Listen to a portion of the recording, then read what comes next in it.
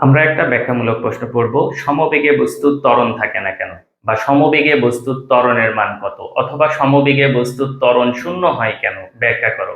যে কোনো ভাবে প্রশ্নটি আসতে পারে। তাহলে চলো আমরা শুরু করি।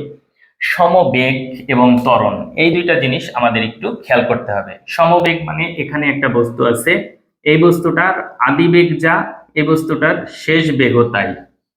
অর্থাৎ ইউ ইকুয়ালস টু ভি, আদিবেগ যা শেষ বেগও তাই। সাপোজ আমরা যদি ধরি 2 মিটার পার সেকেন্ড, তাহলে এটাও হবে 2 মিটার পার সেকেন্ড, সমবেগ, একই বেগ।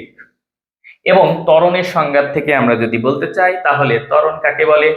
বেগ বৃদ্ধির হারকে ত্বরণ বলে, অথবা বেগ হ্রাসের হারকে মন্দন বলে। মন্দনও একটা ত্বরণ। সুতরাং হয় বেগ বৃদ্ধি পেতে হবে অথবা বেগ হ্রাস পেতে হবে, অর্থাৎ বেগের পরিবর্তন থাকতে হবে।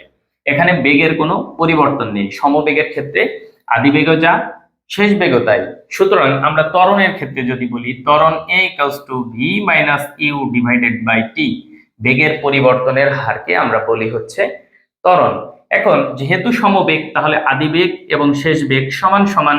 সুতরাং আমরা এখানে যদি বসিয়ে দেই V minus U equals to V, অর্থাৎ V minus V divided by T, অর্থাৎ 0/টি, তাহলে 0-কে টি দিয়ে ভাগ করলে আমরা পাবো 0, অর্থাৎ 0।